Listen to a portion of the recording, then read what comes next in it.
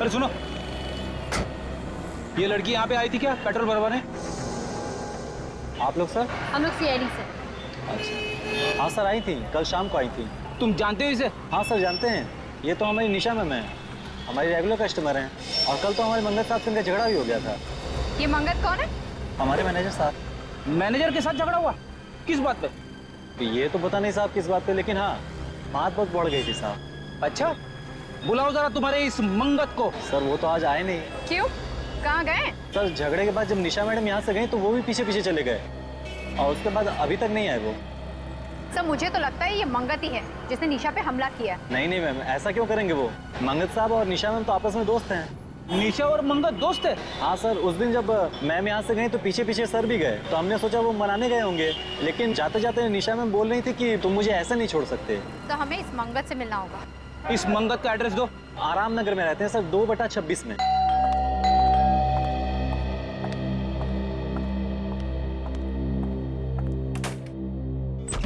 जी कहिए। मंगत कहाँ है? आप ऐसे घर में कैसे घुस गए? आप लोग हैं कौन? हम लोग सीआईडी से। सीआईडी मेरे घर में? जी हाँ, सीआईडी आपके घर में। ये बताइए कि आप हैं कौन? मैं नीरू, मंगत की पत्नी। आपके पति मंगत ने निशा का खून करने की कोशिश की है। व्हाट? खून? जी हाँ। कौन निशा? मेरे पति ऐसा नहीं कर सकते। मगर उन्होंने ऐसा किया है। वो लड़की निशा हॉस्पिटल में जिंदगी और मौत के बीच में झूल रही है। ये बताइए कि आपका पति मंगत है कहाँ इस वक्त? जी मुझे नहीं मालूम, वो पता नहीं अचानक से कहाँ चले गए। पता नहीं कहाँ चले गए? मतलब? अचानक से गायब हो गए। कब से गायब है? परसों रात से। परसों रात से? वो परसों रात से गायब है और आपने उन्हें ढूंढने की कोशिश नहीं की? पुलिस में कोई कंप्लेन नहीं लिखवाई आपने? देखिए, परसों रात को जब मैं ऑफिस से घर आई तो मैंने देखा वो घर पर नहीं। मैंने उन्हें फोन किया पर उनका फोन बंद आ रहा था। मैंने सोचा किसी जरूरी काम से शहर से बाहर गए होंगे, वापस आ जाएंगे। विवेक, रेडी? घर की अच्छी तरह से तलाशी। देखो ये मंगत कहाँ छिपा बैठा है। वैसे कितने बजे आई थी आप ऑफिस से? जी करीबन रात को 12 बजे। अच्छा ये बताइए कि आप काम क्या करती हैं? जी टीपीएस कॉल सेंटर में काम करती हूँ। सर यहाँ पे आइए। क्या हुआ? ये देखो खून। खून? एक मिनट, हटा के देखना और खून है क्या?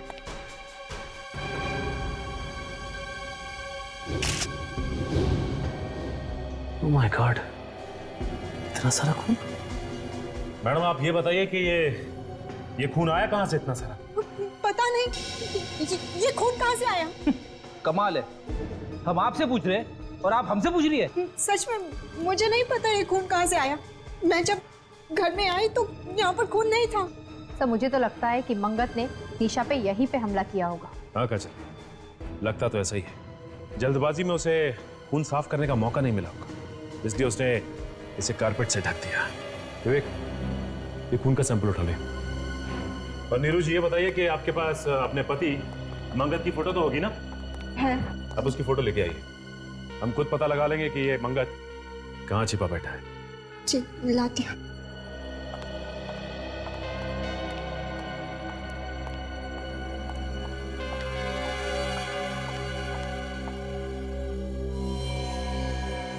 इस मंगत की फोटो को हर पुलिस स्टेशन, हर अखबार और हर न्यूज चैनल में दे दें। कोई ना कोई तो हमें इसके बारे में जरूर बताएगा।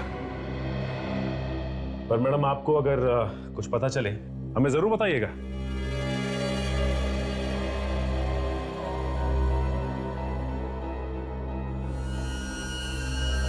सचिन, इस आदमी के सर में भी ठीक वैसा ही घाव है जैसा हमें पुरानी लाशों में मिला था। 2 इंच चौड़ा और 3 इंच गहरा।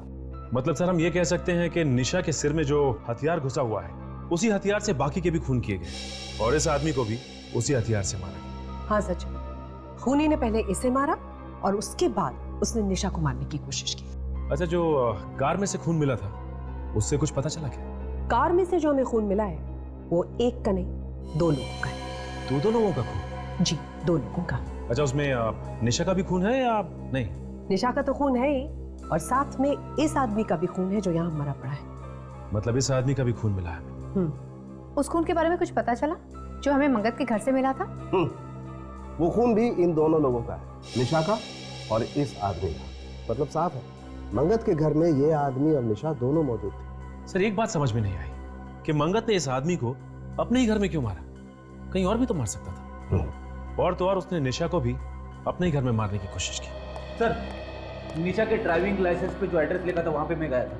निशा के साथ एक लड़की रहती है, उसकी रूममेट दिव्या, वही बताएगी इस आदमी के बारे में। वो लड़की है कहाँ पे? वो सिटी लाइफ हॉस्पिटल में आने वाली है निशा से मिलने। इस लड़की से पूछना पड़ेगा ये आदमी है कौन। क्या इतने दिनों के बाद एक काम करने के लिए दिया और तुमने अभी तक किया ही नहीं? तुम तो दिन रात ऐसे ही लोगों के बीच में रहते हो ना। फिर देख, एक बात सुन ले, मुझे मालूम है अभी भी तुम चोरी करते हो और पॉकेट भी मारते हो। नहीं नहीं, तू मेरी बात सुन, मुझे सब कुछ मालूम है और कैसे भी करके इस आदमी के बारे में मुझे खबर लाके, कहाँ छुपा है, किसने छुपाया है, सब कुछ फिर से अपनी चोर कंपनी से पूछ और जल्दी से जल्दी बता। तेरा रोना सुनने के लिए मैंने फोन नहीं किया, समझा? सर, जिस चोर से उम्मीद थी उसने भी हाथ खड़े कर दिए। इसका एक ही मतलब है विवेक, ये मंगत किसी की मदद नहीं ले रहा है छुपने के लिए, छुपने का इंतजाम खुद कर रहा है। किसी खबरी तक को मालूम नहीं इसके बारे में। मैंने हर पुलिस स्टेशन में मंगत की फोटो दे रखी है सर। उन्होंने भी बोल दिया, bus station, railway station, hotels या जो भी कोई जगह हो जहाँ पे वो छुप सकता है, मैंने सब जगह खबर पहुंचा दी। हाँ लेकिन विवेक 24 घंटे हो गए, 24 घंटे, और अब तक खबर कैसे नहीं मिली? फिर सब लोग बार बार फोन कर रहे होंगे। सर, पांचों मरने वालों के रिश्तेदार और घर वाले हैं। आइए आइए। सर, क्या खूनी पकड़ा गया? जी नहीं, खूनी पकड़ा नहीं गया। हमें आपकी मदद चाहिए उसे पकड़ने के लिए। मेरा तो इकलौता बेटा था सर, मेरे घर का चिराग ही बुझा दिया उसने। पर आप जैसा कहेंगे हम करेंगे। ठीक है, इसे देखिए। क्या आप लोगों ने इसे कभी देखा है? पहचानते हो आप इसे? नहीं सर, हम नहीं जानते। कौन है ये सर? हमें लगता है इसी ने खून किया है आपके रिश्तेदारों का। हमने तो इसे कभी नहीं देखा है सर। पहले कभी नहीं देखा? नहीं सर। अच्छा एक बात बताओ, क्या आप लोग एक दूसरे को जानते हैं? आप लोगों का कोई रिश्ता संबंध है? हम लोग आज पहली बार मिले हैं। चलो ठीक है, कोई बात नहीं, मगर हाँ, अगर जरूरत पड़े तो हम आपको बुला लेंगे। जाइए। बड़ी अजीब बात है, ये लोग एक दूसरे को जानते तक नहीं, ना कोई रिश्ता संबंध है, ना इन लोगों ने मंगत को भी देखा है, फिर भी इनके रिश्तेदारों का ही खून क्यों हुआ? सर, हो सकता है खूनी ने खून करने के बाद अपना नाम और हुलिया वगैरह बदल दिया हो सकता है। एक बात पर गौर किया तुम लोगों ने इस केस में? वो क्या सर? और देखो, जो 5 लाशें हमें मर के दलदल में मिली है, वो पांचों के 5 लोग शहर में अलग अलग जगहों पर रहते थे। दहीसर, विरार, बोरीवली, मलाड, गोरेगांव, और ये पांचों के 5 लोगों की लाश मिली हमें यहां पर मर के दलदल में। और वो जो 6ठी लाश है जो हमें निशा के गाड़ी के डिक्की में से मिली, वो मिली शहर के बिल्कुल दूसरे कोने में, सायन। सर, कहीं ऐसा तो नहीं कि जब खूनी लाश को ले जा रहा था तो अचानक निशा को होश आ गया, वो चिल्लाने लगी और खूनी डर के मारे कार को वहीं छोड़कर भाग गया हो? नहीं काजल, मुझे नहीं लगता। मुझे तो लगता कि जो लाश हमें निशा के गाड़ी में से मिली उसका खूनी कोई और ही है। ये खूनी एक तरफ और इन 5 लोगों का खून करने वाला दूसरी तरफ। वो कैसे सर? वो ऐसे विवेक कि अगर ये 5 खून करने वाले खूनी ने ये 6ठा खून भी किया होता तो वो जो लाश हमें निशा के गाड़ी में शहर के दूसरे कोने में मिली है, वो लाश वहां पर नहीं होती बल्कि वहां मर के दलदल में फेंक देता। मगर ऐसा नहीं हुआ। इस मंगत के बीवी से जाकर फिर से मिलना होगा। निशा की गाड़ी की डिक्की में जो लाश मिली थी उसकी फोटो दिखाते हैं। हाँ, देखते क्या रिस्पॉन्स रहती है।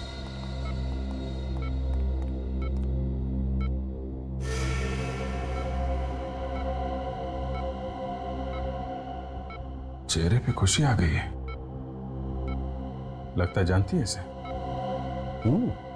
शायद इसका कोई परिवार वाला ही होगा या और कोई करीबी। सर, ये दिव्या है, निशा के साथ रहती थी। ओह माय गॉड, निशा, एक मिनट, प्लीज डोंट टच।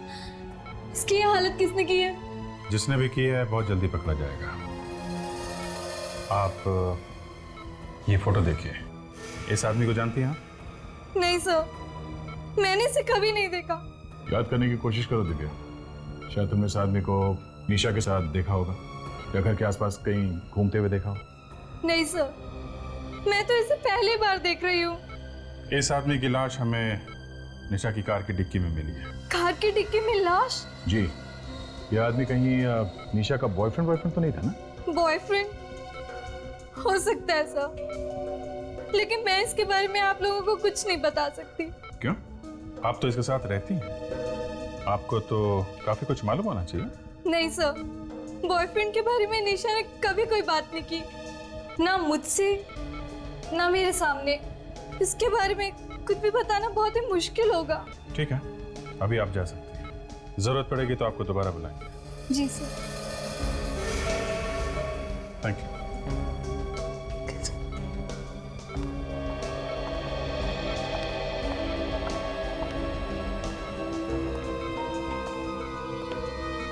लगता है ये लड़की कुछ छुपा रही है।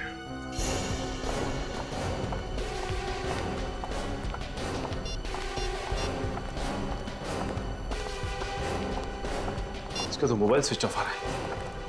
तो ये क्या है? घर पे भी ताला लगा हुआ। ये नीरू गई कहाँ? मोबाइल भी ऑफ आ रहा है। मंगत के गायब होने के पीछे कहीं इस नीरू का हाथ तो नहीं है? पहले अपने पति को ले जाके कहीं पे छुपा दिया और फिर खुद उसके पास पहुंच गई। हो सकता है विवेक, लेकिन इस वक्त कुछ भी कहना जल्दबाजी होगी। अरे भाई साहब, इधर आइए, इधर। आप नीरू जी के पड़ोसी हैं ना? हाँ जी। ये बताइए कि ये नीरू गई कहाँ है? ताला लगाए घर पे? ये तो उसी वक्त यहाँ से निकल गई थी जब आप लोग यहाँ आए थे। क्या? उसी वक्त से गायब है? हाँ, उसी वक्त निकल गई थी और तब से अब तक वापस नहीं आई। अभी कैसे पता चलेगा कि ये दोनों गए कहाँ? अच्छा, ये मंगत सोमगम पेट्रोल पंप का मैनेजर है ना? हाँ। वहीं से कुछ ना कुछ पता चलेगा।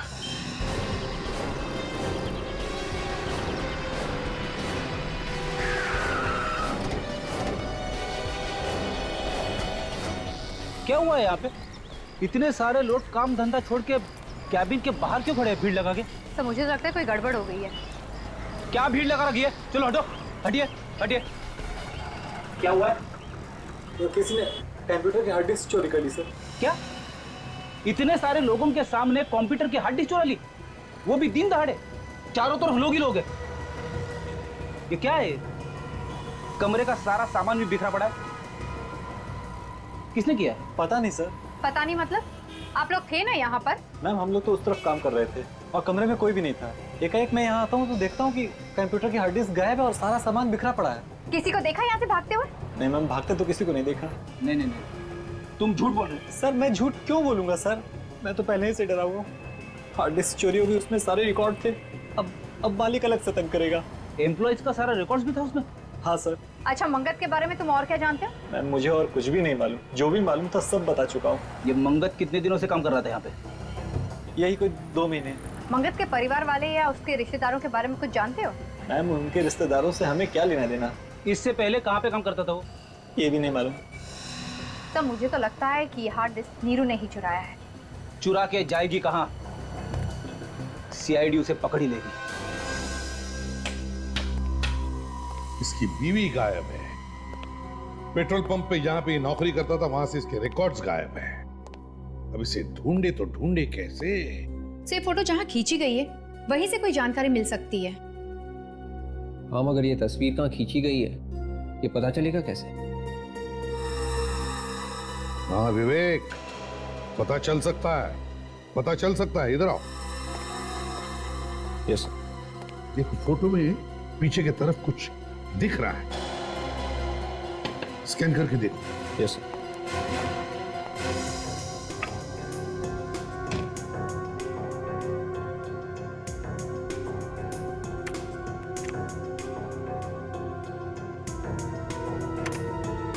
सर,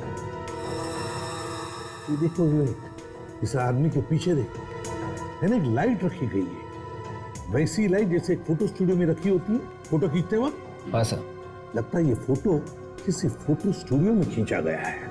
लगता तो वही है। और जरा जूम करो इसमें।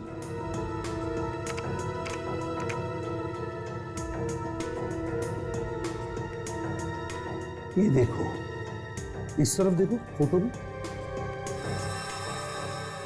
खिड़की जैसी है। सर खिड़की के बाहर कुछ दिख रहा है, लेकिन साफ साफ नहीं दिख रहा। हाँ, साफ दिख नहीं रहा है, उसे शार्प करो जरा, शार्प करो। Yes sir.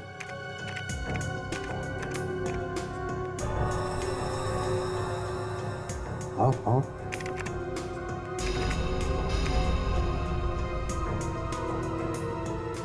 RASM, ये क्या है?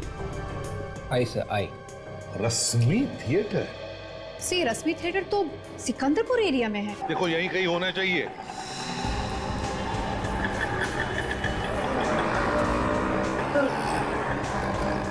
यहाँ तो रश्मि थिएटर दिख रहा है सर। इसका मतलब इसके अपोजिट फोटो स्टूडियो होना चाहिए। कहीं वो तो नहीं है सर? अरे वाह फ्रेडी, तुम्हारी आंखें तो बिल्कुल ठीक ठाक हो गई। अरे सर, मेरी आंखें कब खराब थी? चलो देखते हैं।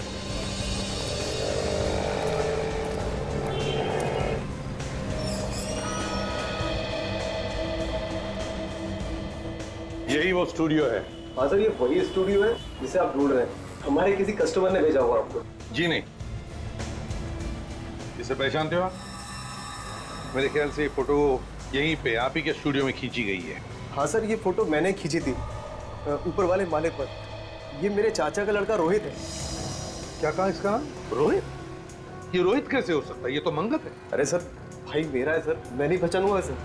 सर हुआ क्या है ये तो बताइए। हम लोग CID से हैं। दो खून किए हैं आपके इस भाई ने, समझे? दो खून? हाँ, दो खून चाहिए हमें वो।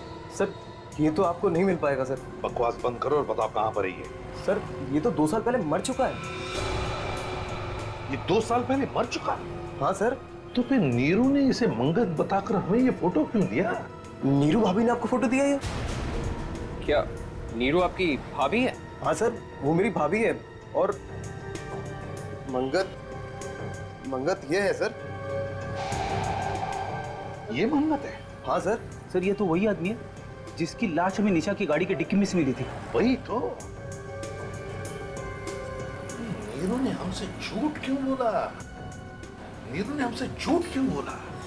कहीं नीरू का कोई संबंध तो नहीं इन दोनों खून में? एक बात बताओ, इन दोनों पति पत्नी के बीच में, मेरा मतलब है मंगत और नीरू के बीच में संबंध कैसे थे? सर रोज तीसरे दिन लड़ाइयाँ होती थी आपस में। अब भी कुछ दिन पहले गया था, किसी लड़की के चक्कर में तलाक बुला की बातें हो रही थी। किसी लड़की के चक्कर में? सर कहीं वो लड़की निशा ही तो नहीं है? वो पेट्रोल पंप वाला भी ऐसा ही कुछ बता रहा था ना? बिल्कुल सही है, बिल्कुल सही। अब सब कुछ समझ में आ रहा है। पेट्रोल पंप से निकलने के बाद मंगत जब निशा को मनाने के लिए अपने घर ले गया, वहां पर नीरू ने उन दोनों को देख लिया और गुस्से में आकर उसने उन दोनों का खून कर दिया। फिर इन दोनों की लाश ठिकाने लगाने के लिए उसने गाड़ी में लाशें रखी और वो निकल पड़ी। बीच रास्ते में निशा को होश आ गया, वो चिल्लाने लगी। जैसे वो चिल्लाने लगी, नीरू डर गई और गाड़ी छोड़कर वहां से भाग गई।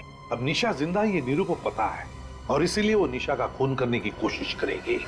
एक काम करो, ये 5 लोग जो मरे हैं इनके रिश्तेदारों से जाकर मिलो और उन्हें नीरू और निशा के फोटोग्राफ दिखाओ और पूछो क्या उनमें से कोई भी इन दोनों को जानता है क्या?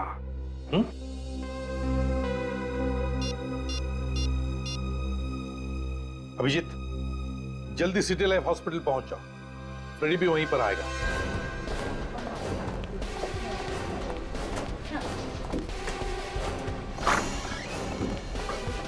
अरे क्या हुआ अभिजीत, अचानक हॉस्पिटल में? यहाँ की खबर तो मैंने दी थी ना तुम्हें। डॉक्टर साहब, जितने भी खून हो रहे हैं उन सबके पीछे नीरू का हाथ है। उसी ने इसके ऊपर हमला किया था और फिर से हमला करने की कोशिश करेगी वो। अरे लेकिन यहाँ इतनी सिक्योरिटी है, वो आ कैसे सकती है? कुछ भी हो सकता है डॉक्टर साहब, होशियार तो रहना ही पड़ेगा। Hello, senior inspector Abhijeet here.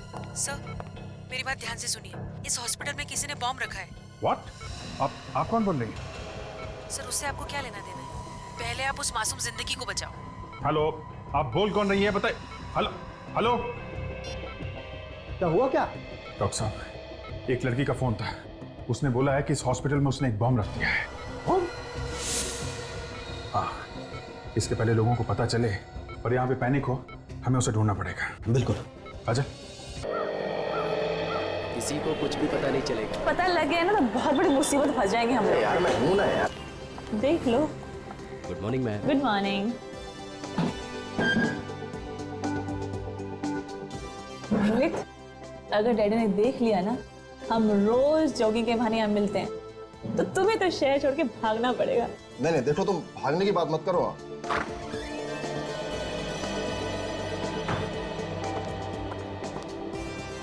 तो पानी वानी दिया? सर आपने ही तो कहा था जब तक मांगे ना पानी मत देना, देना तो मिनरल वाटर। जाके पानी दो।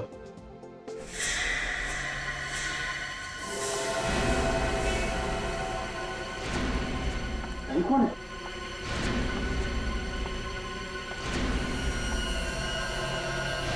अरे क्या हुआ तुम्हें?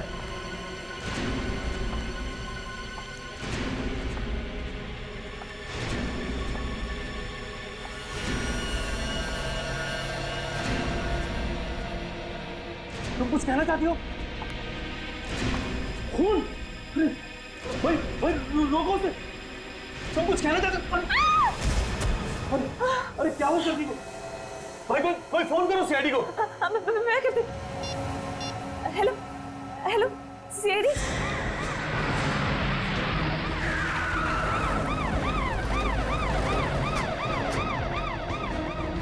हटिए, चलो हटो हटो हटिए। आप लोग भी आइए बात प्लीज, आइए। हटिए चलो।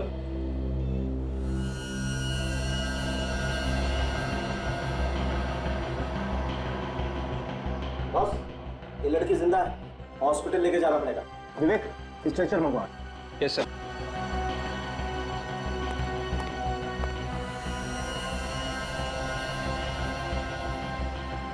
कौन है ये पता नहीं चल रहा है। अच्छा ये बताइए कि आप इस लड़की को जानते हैं? नहीं सर, हमने इसे पहले कभी नहीं देखा। इस लड़की को किसी ने मारने की कोशिश की है। सर हम लोग तो अंदर ही थे सर, जो भी हुआ भारी हुआ, और ये बाहर से अंदर सर इसी हालत में आई थी। शायद कोई नुकीला हथियार घुसा है सर में। हाँ फ्रेडी, और ये हथियार बहुत अंदर तक घुसा हुआ है। सर इसे बाहर नहीं निकाल सकते क्या? नहीं नहीं, यहाँ पर नहीं निकाल सकते। देखो काफी खून बह गया है, इस हथियार को ऑपरेशन के बाद ही निकाल सकते हैं। इसे हॉस्पिटल लेके जाना पड़ेगा। चलिए चलिए जल्दी जल्दी जल्दी करो। चल संभल के, आओ संभल के।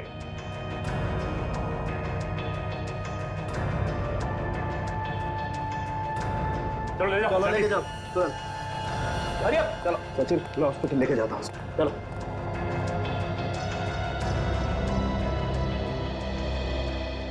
आप लोग प्लीज आगे आइए, प्लीज। अच्छा ये बताइए कि ये लड़की ये आप लोगों के सामने आई थी ना? Yes sir. तो आप लोगों को पता कैसे नहीं कुछ? अरे कम से कम ये तो बताइए, कोई था उस लड़की के साथ? नहीं सर, आई तो अकेले ही थी, पर कुछ कहने की कोशिश कर रही थी, लेकिन समझ नहीं आ रहा था क्या कहना चाहती है। सर ऐसा लग रहा था जैसे वो हमला करने वाले के बारे में कुछ बताना चाहती है। इसका मतलब हमला कहीं आसपास ही हुआ है। हाँ, और अगर हमला यहीं कहीं हुआ है तो जरूर किसी न किसी ने तो देखा ही होगा। अच्छी बात है अगर किसी ने देखा है तो। एक काम करते हैं, सड़क पे यहाँ आसपास पूछताछ करते हैं। एक काम करते हैं, बाजू वाली दुकान खुली है, इससे पूछते हैं। भाई साहब जरा यहाँ आइए। कहिए। अच्छा ये बताइए कि यहाँ पे कुछ लोगों को एक लड़की पे हमला करते हुए देखा क्या? उसको मारने की कोशिश की किसी ने? लड़की पे हमला? नहीं, मैंने तो ऐसा कुछ नहीं देखा। मैं तो अभी अभी आया हूँ, अभी अभी दुकान खुली है। आप बाजू वाले से पूछिए, वो जल्दी आता है, शायद उसने देखा हो। ठीक है, थैंक यू।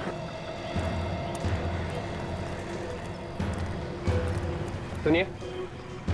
बोलिए क्या चाहिए? एक छोटी सी जानकारी चाहिए। पूछिए। अच्छा ये बताइए कि यहाँ पे आसपास आपने कुछ लोगों को एक लड़की पे हमला करते हुए देखा क्या? उसकी जान लेने की कोशिश की है किसी ने? नहीं तो मैंने तो नहीं देखा। देखिए, उस लड़की पे हमला यहीं कहीं हुआ। यहीं पर हुआ है? तो मैंने कैसे नहीं देखा? वही तो हम पूछ रहे हैं, देखा कैसे नहीं? शायद सुबह आने से पहले हुआ हो, क्योंकि जब मैं आया था तब कोई शोर शराबा भी नहीं था। ठीक है, थैंक्स। बड़ी अजीब बात है, लड़की पे हमला हुआ और किसी ने देखा तक नहीं। पहले भी ऐसा हो चुका है। बिल्कुल ऐसे ही वार किया गया था सिर पे। उसमें भी मरने वाले के सिर पे नोकीली चीज से पीछे ही वार किया गया था। एक काम करता हूँ मैं इस केस के बारे में एसीपी सर को इन्फॉर्म कर देता हूँ।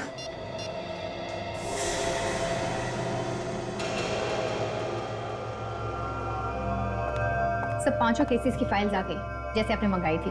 तो फिर देखो देखो क्या हर एक केस में उसी तरह का हथियार इस्तेमाल हुआ है जैसे उस लड़की के सिर में लगा है। देखो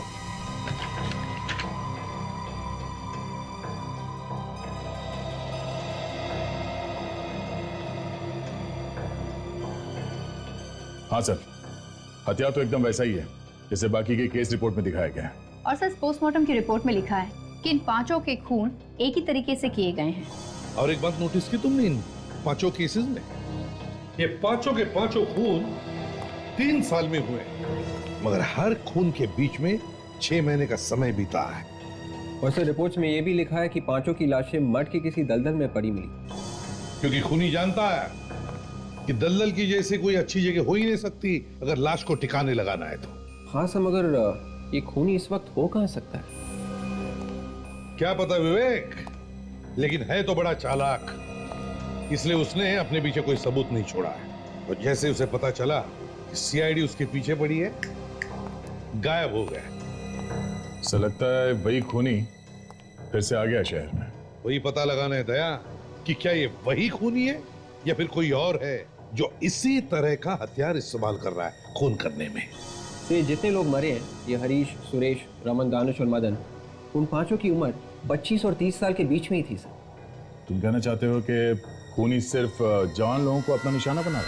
हाँ सर, ये बात और एक बात सर। वो क्या? सर सीरियल किलर ने इन 5 का खून किया, 5 के 5 लड़के थे, लेकिन इस बार उसने एक लड़की को अपना शिकार क्यों बनाया? ये बात तो है, एक बार ये लड़की ठीक हो जाए ना तो सारे सवालों का जवाब मिल जाएगा।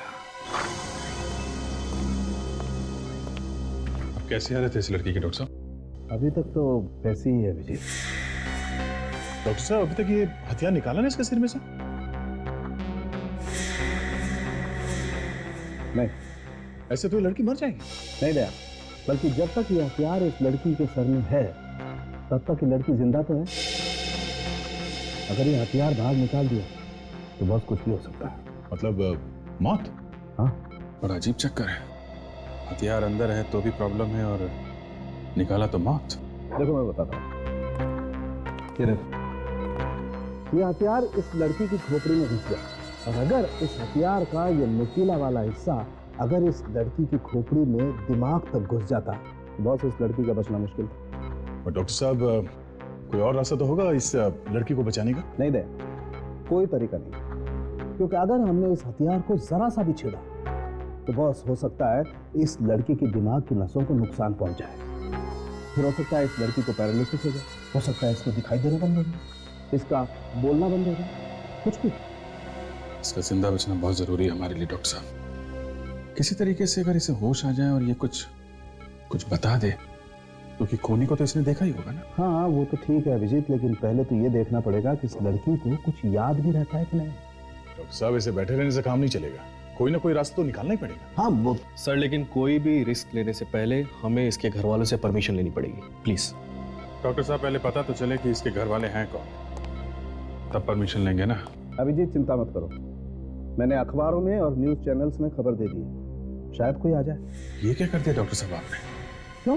अरे इश्तेहार पढ़ के खूनी यहाँ दोबारा आ गया और इस पे हमला किया तो क्या करेंगे? और सर एक बात मैं आपको बता दूं, अगर इस खूनी ने इस पे फिर से हमला किया तो ये बेचारी तो चिल्ला भी नहीं पाएगी। इसके सिक्योरिटी का भी इंतजाम हो जाएगा। क्या कर दिया डॉक्टर साहब? अब इसके पहले कि खूनी इस तक पहुंचे, हमें खूनी तक पहुंचना होगा किसी भी तरीके से। चिंता मत करो अभिजीत, एक उपाय है मेरे पास। अभिजीत, अगर हमारी याददाश्त चली भी जाती है तो भी कुछ चीजों की छाप हमेशा के लिए उसके दिमाग में रह जाती है, जैसे कि आखिरी वक्त में उसने क्या किया, वो किन किन लोगों से मिला, उसके साथ क्या हुआ। वो कोई भी चीज या वो कोई भी घटना अगर दोबारा से उसके सामने लाएं तो उसके दिमाग में एक हलचल बन जाती। इसके चेहरे के हाव भाव से हम पता लगा सकते हैं कि इसने आखिरी बार क्या देखा था। हाँ अभिजीत, इस प्रोजेक्टर पे हम इसे कुछ चीजें, कुछ लोग, कुछ जगह, कुछ घटनाएं दिखाएंगे, फिर देखेंगे इस पर क्या रिएक्शन। ठीक है डॉक्टर साहब।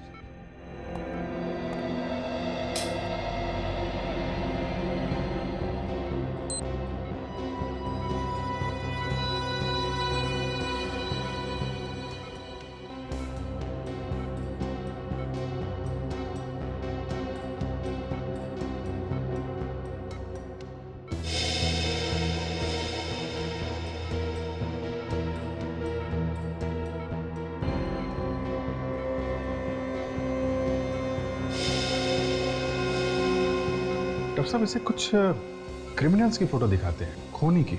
शायद उसे देख के कुछ हलचल हो। हाँ।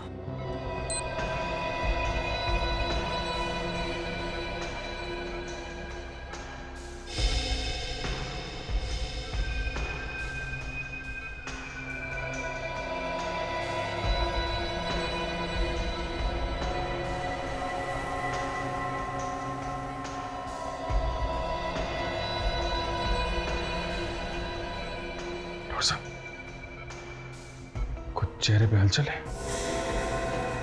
एक्सप्रेशन चेंज हुए इसके। वो पिछली वाली फोटो फिर से लगाइए। हाँ।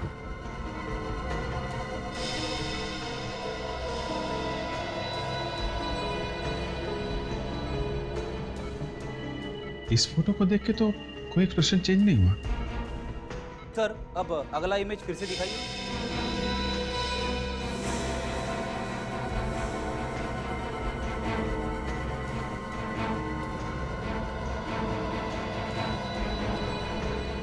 रिएक्ट कर रही है। ये चक्कर क्या है? मैं समझ गया अभिजीत। देखो, इस लड़की ने उस बिल्डिंग पर रिएक्ट किया जहां पर सूरज की रोशनी सीधी बिल्डिंग पे पड़ती है। इसका मतलब साफ है, इस पर हमला ऐसी बिल्डिंग के आसपास किया गया है जहां पर ये सूरज की रोशनी सीधी पड़ती है और रिफ्लेक्ट होकर आती है। मगर सर ये बिल्डिंग तो यहाँ की नहीं लग रही है। कोई बात नहीं फ्रेडी, इससे मिलती जुलती कोई दूसरी बिल्डिंग होगी। इस लड़की पे हमला सुबह हुआ है कॉफी शॉप में, तो हमें पता लगाना पड़ेगा कि उस वक्त आसपास ऐसी कौन सी बिल्डिंग है जिस पर सूरज की रोशनी पड़ती है। वहीं से कुछ पता चलेगा। पूरा हॉस्पिटल अच्छी तरीके से चेक करना पड़ेगा। बम स्क्वाड को फोन करो। सर कहीं उनके आने से पहले बम फट गया तो? क्या मतलब? भागना चाहते हो? भागना है तो अभी निकल जाओ, निकलो यहाँ से। सर मैं अपनी जान देने के लिए तैयार हूँ सर। ठीक है, ढूंढो। तब तक मैं चेक करता हूँ ये नंबर कहाँ से था।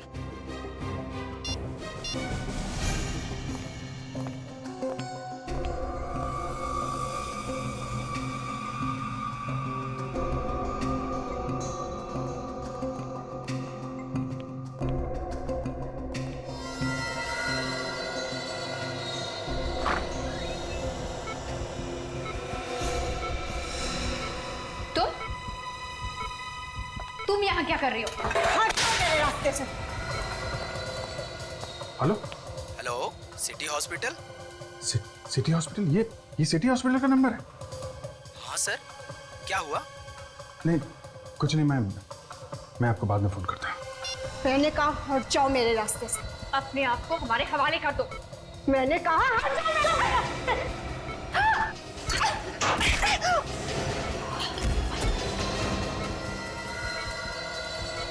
इसका मतलब मीरू यहीं पे है। आज मैं तुझे नहीं छोड़ूंगी। तूने मेरे से मेरा सुहाग छीना है। क्या हुआ? सर वो बॉम्ब की बात नकली थी। ये मीरू यहीं पे है, इसकी जान को खतरा है। आज मैं तुझे नहीं छोड़ूंगी। मीरू, तुम्हारा खेल खत्म हो गया। इसने मेरे पति मंगत का खून किया है। मैं इसे नहीं छोड़ूंगी। नहीं देखो, जो तुम कर रही हो बहुत गलत कर रही हो। ये चाकू मुझे दो। मैंने कहा हट जाओ मेरे रास्ते से। जाओ यहाँ से। देखो अगर इसने कुछ किया तो इसकी सजा कानून देगा। ये चाकू दो मुझे। नहीं दूंगी, कहा ना।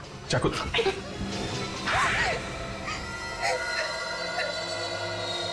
बताओ क्या वजह थी जो तुम निशा को मारना चाहती थी? इसने मुझसे मेरा पति छीन लिया था। मैंने इसे बहुत बार समझाया कि उनका पीछा छोड़ दे, लेकिन ये नहीं मानी। तो तुमने इसे मारने की कोशिश की, मगर ये बच गई। मैंने इसे इसलिए मारने की कोशिश नहीं की। मैंने अपने पति को धमकी दी थी कि उसे हम दोनों में से किसी एक को चुनना हो, और वो मेरे साथ रहना चाहते थे। फिर उस रात जब मैं ऑफिस से घर वापस लौट रही थी तो मैंने देखा कि निशा ने मेरे पति मंगत का खून कर दिया था, और ये उनकी लाश कार में डालकर ले जा रही थी, और इसके हाथ में वो नुकीला हथियार भी था। अपने पति को मरा हुआ देख के तुमसे रहा नहीं गया, और फिर उसी नुकीले हथियार से तुमने निशा को खून करने की कोशिश की। हाँ। निशा पर हमला करने के बाद मैं डर गई थी। मुझे समझ में नहीं आ रहा था कि मैंने ये सब क्यों किया। फिर क्या किया तुमने? मैं दोनों को उसी कार में डालकर ले जा रही थी कहीं दूर फेंकने के लिए, लेकिन रास्ते में निशा उठ गई और मुझे लगा कि ये चिल्ला देगी और मैं पकड़ी जाऊंगी, इसलिए मैंने गाड़ी वहीं छोड़ दी और मैं भाग गई। तो मंगत का खून निशा ने इसलिए किया क्योंकि मंगत इसे छोड़ने वाला था, है ना? हाँ। सर आपने जिस कनेक्शन के बारे में पता करने के लिए कहा था, निशा और उन मरे हुए 5 लोगों के बीच कनेक्शन मिला? हाँ सर, आपका शक बिल्कुल सही निकला सर। निशा को वो सब लोग जानते हैं सर। उनके परिवार वालों ने ये भी कहा है कि निशा का उन सब के साथ अफेयर चल रहा था, और जैसे ही निशा ने उन सब के साथ संबंध तोड़ा, उसके कुछ ही दिनों बाद उन सब का खून हो गया। तो निशा ही वो सीरियल किलर है जिसकी हमें तलाश थी। 6 खून किए इस निशा ने। मगर नीरू, तुम माना कि निशा ने तुम्हारे पति का खून किया, लेकिन इसका मतलब यह नहीं कि तुम कानून को अपने हाथ में लो। पुलिस की मदद ले सकती थी तुम, लेकिन तुमने नहीं ली। अब इस गुनाह की सजा भी मिलेगी तुम्हें, शायद जिंदगी भर जेल।